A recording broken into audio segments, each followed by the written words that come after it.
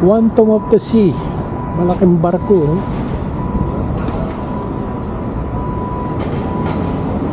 Kaya naman yung ating poging-poging Forester, naiputan pa ng ibon. Phantom of the Sea. Wala pa, hindi po lumalabas siya. Tapos dito sa kabila, Queen Elizabeth. Queen Elizabeth. Yan, laki rin yan.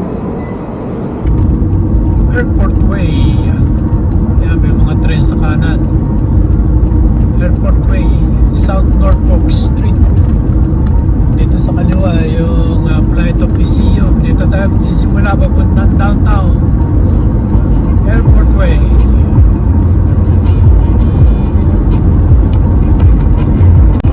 Kaya sa kanan mga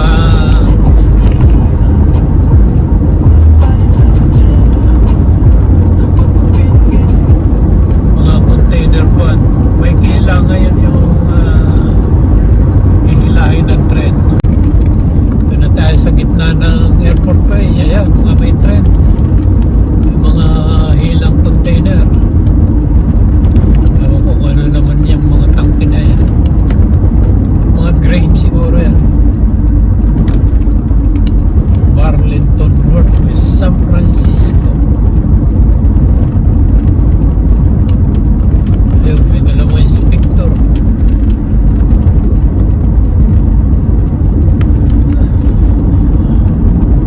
Yan, mahaba yan mga pa na yan, mga tren na yan. Diyan sila may standby. Papunta sigurong Canada o papunta Portland, California. Ito na tayo sa isang entrance ng Boeing Field, kaliwa.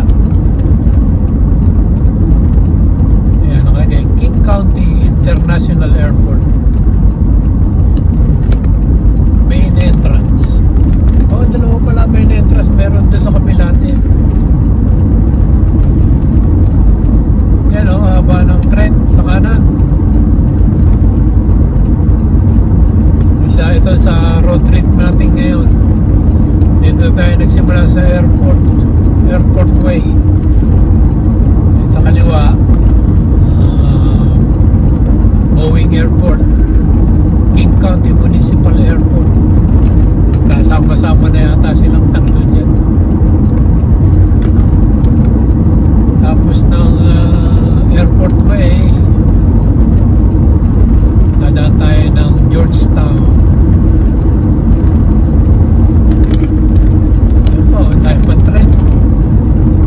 Dahil pantren sa kanan. Tatlong makina nito. Yung isa, marami din yung isa sa likod. May lumalakad na sa kanan. Papunta na sigurong kanan din. Or papunta downtown Seattle dun sa Terminal Grain. Grain ang karga ng ganyan mga tangke. Ito na, mapasok lang tayo ng Georgetown. Yung lumang community ng Georgetown. Mga brick pa yung mga bahay nila, mga building. Yan. Stock House, Brew House. Hanggang ngayon hindi nila pwedeng galawin yan eh. Historic na yan eh. Georgetown. Marami rin bar dyan sa gabi. Maraming nag-iinuman yan. Magdidiretso tayo. Dito tayo mag-i-stay sa kanan. Kasi yung kaliwa, kakaliwa yun dun sa papuntang Lucille, papuntang Highway 99, East Marginal Way. Ito kanto to ng Lucille at Airport Way. Medyo saliwa yung pagka ng Lucille. Yung Lucille dito ang kaliwa, pero yung Lucille daw pag dumiretso ka, Corson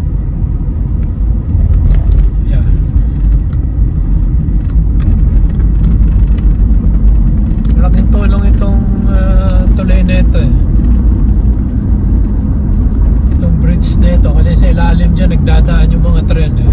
Mahaba-haba rin yan. Hindi nakabala yung mga nagko-cross sa ilalim lahat yung mga tren.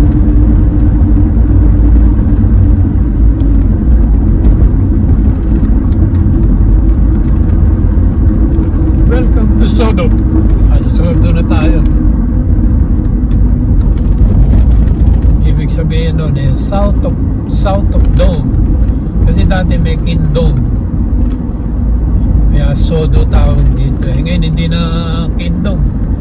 Luminsfield na. Yung pinaglalaroan ng Seahawks. Dati yun ang Kingdom yun. Laruan ng Sonics, laruan ng Mariners, laruan ng football ng Seahawks. Eh ngayon, Seahawks na lang, tsaka mga football. Sinisipa ba?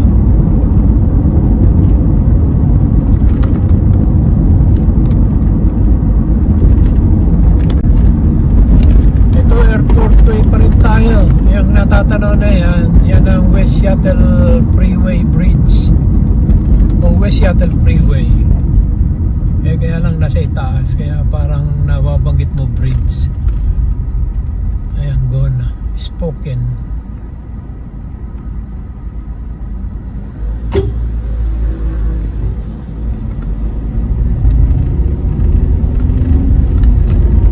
Nagte-text eh. Kaganong hindi abante kagad. Kilabusin na hindi naman kabastusan yun eh. Para lang siyang umusan. Nagulat pa.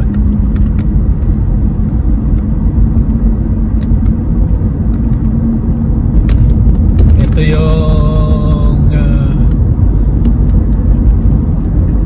bahay ng Rainier Beer. Eh ngayon wala na yung Rainier Beer dyan.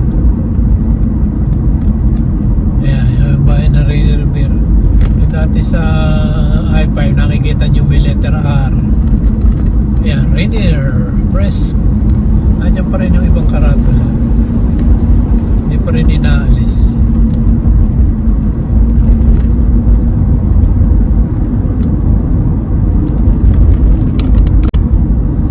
Ayan, yung paakyat sa Hallgate papuntang Bacon Hill, yung bridge na yan. Doon na labas mo yan sa Bacon Hill. Sa may Bacon Hill Station. Doon malapit yan pagka nakaakyat ka hanggang doon.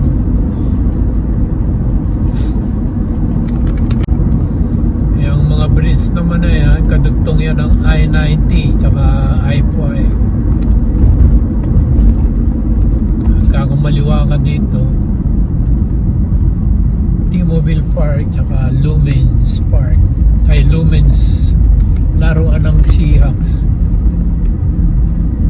Lagi pag dumadaan ako dito naalala ko 1988 hanggang 2005 dyan sa building na puti na yan. Yung trabaho ko dyan. Tapos lumipat kami sa Kent. Kaya kabisado ko yung lugar na ito. Maganda na nga ngayon, malinis pa. Ayan, go na kami. Medyo matagal kami nagantay.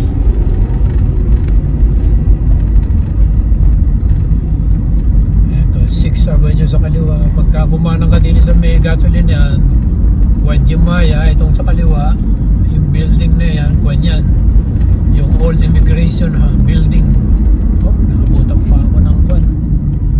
Nakabutan pa ako ng stop. Ayan, go na tayo.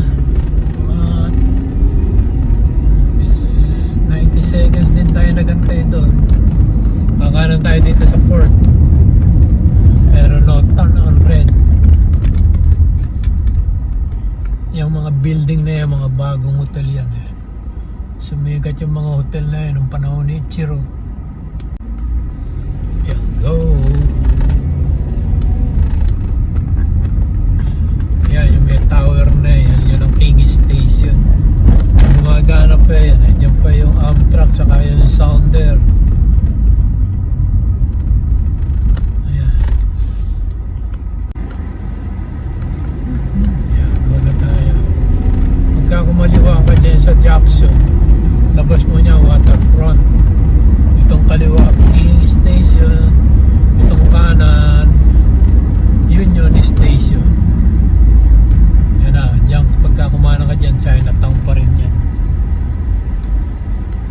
Diretso lang tayo. Dito tayo sa Jackson at Port Avenue.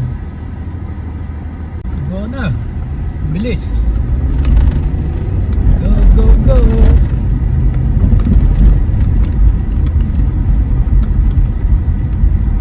No left, no right, except bus. Sa Main Street, no left, no right sa Port Avenue. Diretso lang.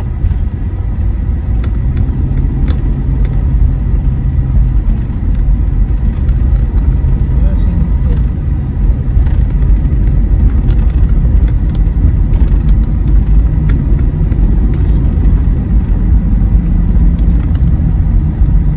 Minsan maganda pang dumaan dito, walang traffic. Pagka nag-freeway ka, mata-traffic eh. O kaya dun sa waterfront, mata-traffic ka dyan. O kaya sa First Avenue. Itong port, subukan natin, mukhang walang traffic. May traffic man eh, yung natiyabol mo na lang yung stoplight. Parang tuloy-tuloy lang ang biyahe dito.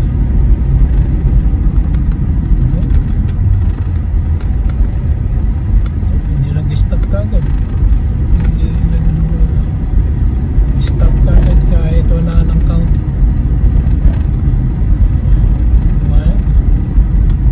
Stop na yung left turn.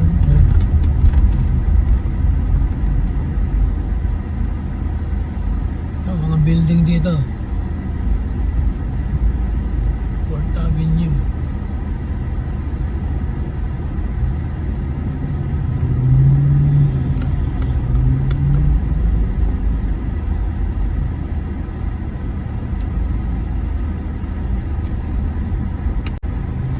Ayan yung The Rainier Club, Port Avenue.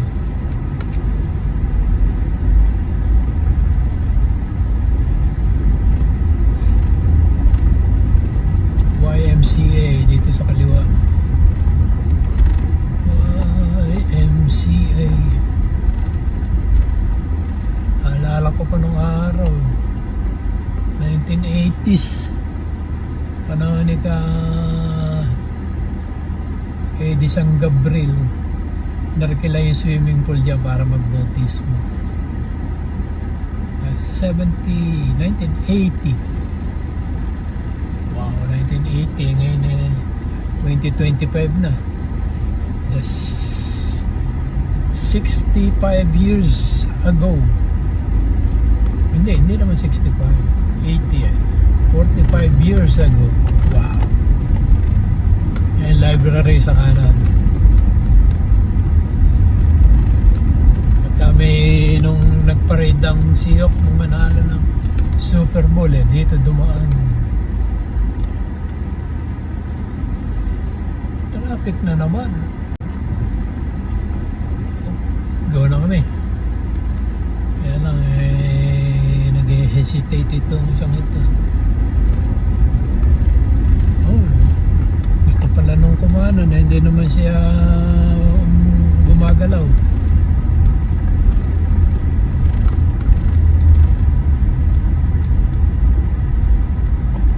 Stop na naman.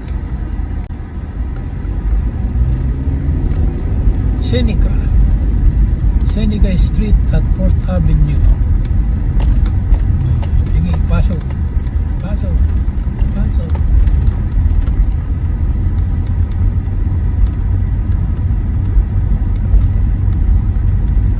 Pogo di Chao. Ano kaya? Italian? Rooftop lunch. Sa rooftop ang kainan. Yung mga beer na sineserve siguro dun sa alak.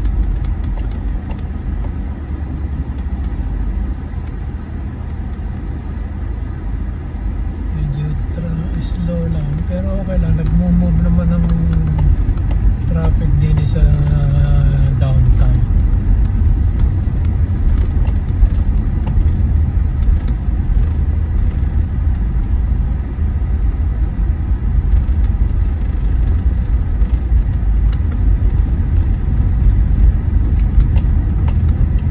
Yan, pagka kumaliguan ka dito sa Pike, pero bago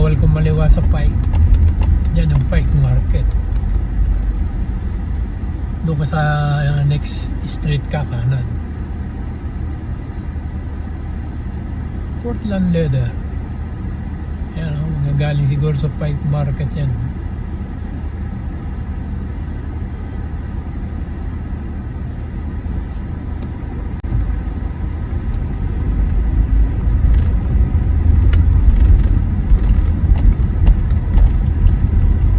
Ito na yung Westlake Center Mall. Westlake Center, Seattle, Washington. Dito sa kabila ay yung dating Macy, naging Uniqlo na. Wala na yung Macy, salo na yata sila sa Korean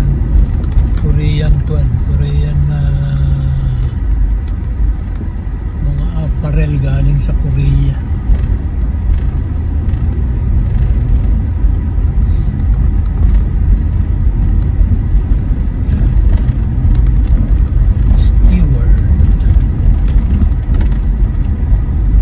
Dito ko rin dadaan sa kaliwa yung bike lane na yan eh. Dati, last year, nagbabike ako dyan. Ngayon, parang tinamad ako magbike.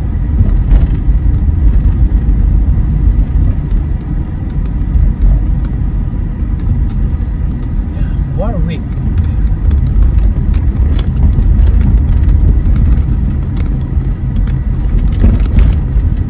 Cinema. Hirap lang magdaan dito, malamig. Maraming puno. Lalo kung nagbibisikleta ka, malamig dito. Ayan yung all city fence na yan. Popular yan dito pag aargala ka ng pampakod. Halimbawa may mga building o kaya bahay, gusto mong pabakuran mo, aargalahin mo sila. Yan ang sikat dito, all city fence company. Ito yung isa sa matandang fire station.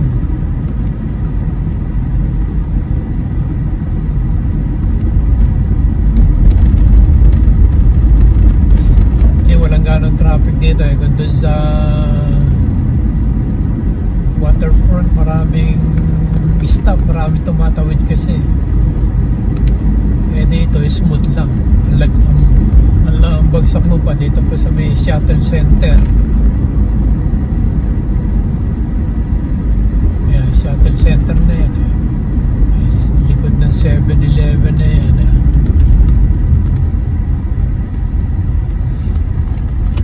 Kaliwa tayo. Ayun, shuttle center na yan.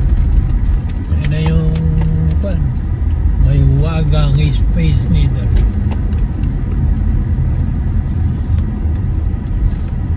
Ayan o, Space Needle Valley Parking. Mahal nga lang. Baka kung $25 ang oras eh. Hindi ko sigurado pero sa tansya ko ganun eh.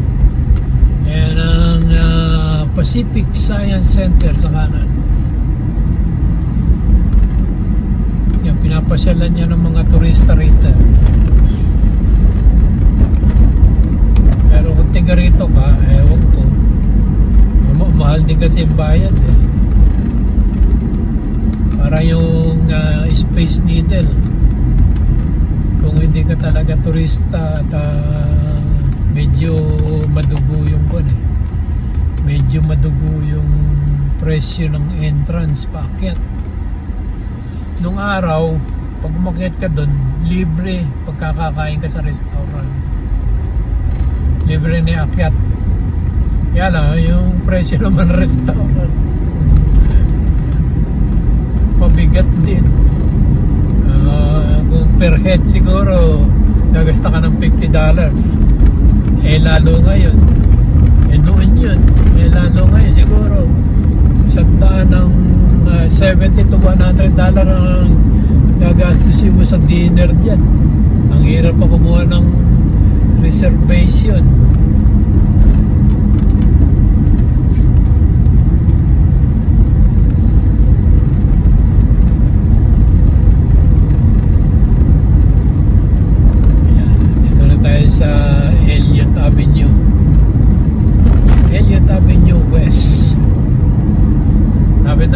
Pier 91.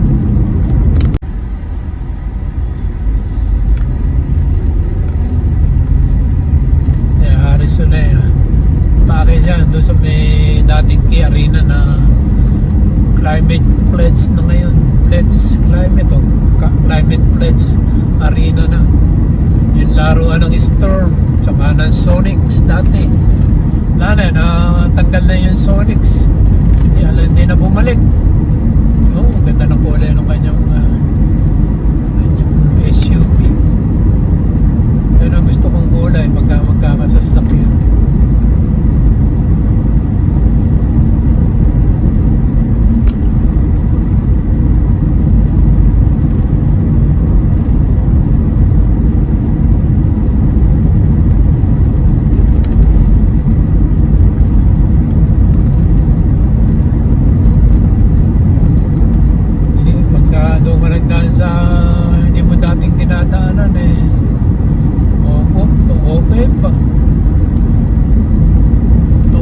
Tayo mali sa bahay.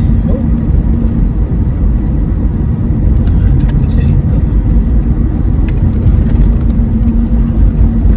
Mali sa bahay.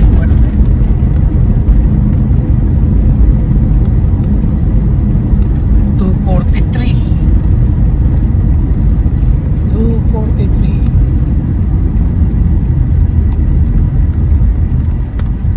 Sana punti ang nakalisensya. Ayan. 43. Bagal rin bus na ito. Yan, parang lumang building ito. Ano na ngayon?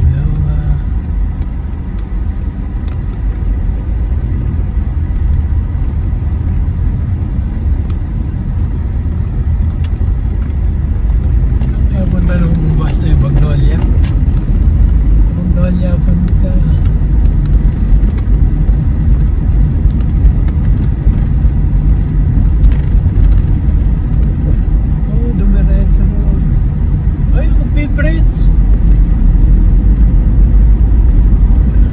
Ayan na, kita na yung mga barko, dalawa.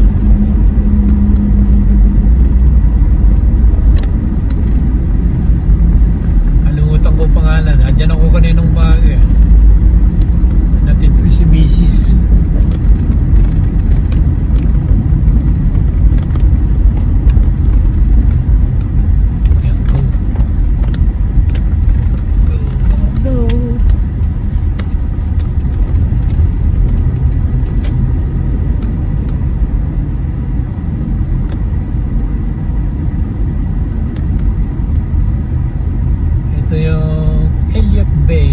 Elliot Trail. Elliot Trail. Kailangan hinto ka dyan. Baka may makasagasa ka nagbibisikleta. Malaking problema. Oh, walang nagpan ngayon. Walang nagbabantay. Tutulog yata ay bantay. Walang ID. Hindi ka mag-show ng ID.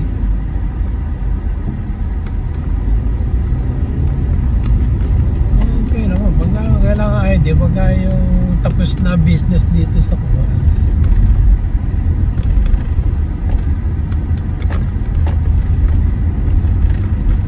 Kaya tayo sa Pier 91. Ang ibang tawag dito ay Smith Cove Cruise Terminal dito sa Seattle, Washington.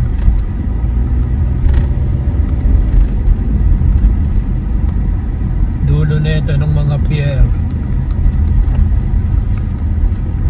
Dulo na ito ng mga pier mula doon sa high bars, sa big wheels. Ayun po, dito tayo sa Wild Alaska Pollock Glacier Fish Company North Star Fishing.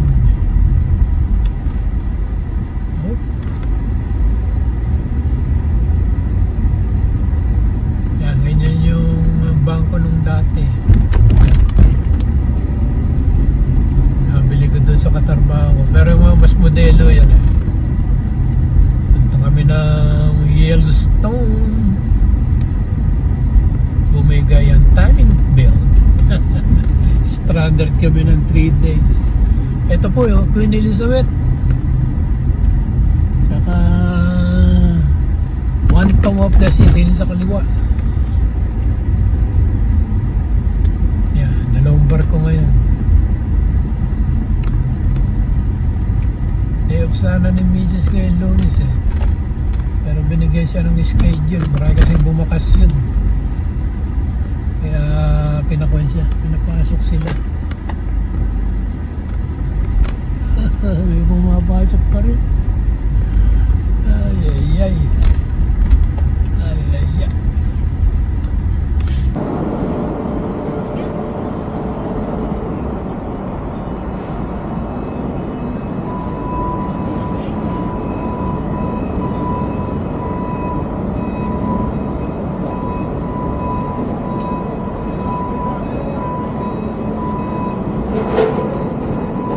Quantum of the Sea. Yeah,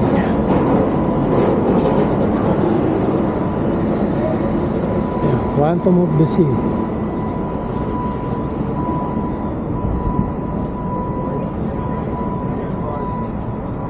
Quantum of the Sea.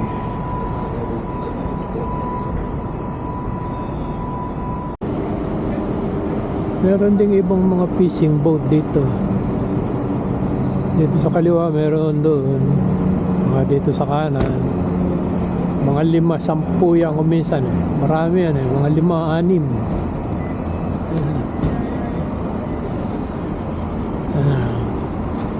Yung iba ngayon pala nagdadating late na yan. Mga hindi na pasakayan yan. Smith Cove Terminal. Yan.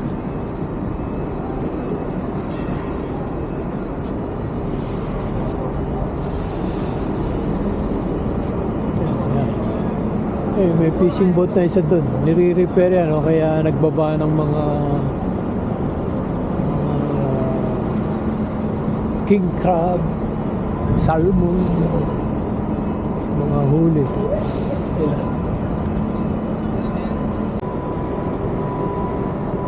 Start recording. One Tomb of the Sea. Malaking barko.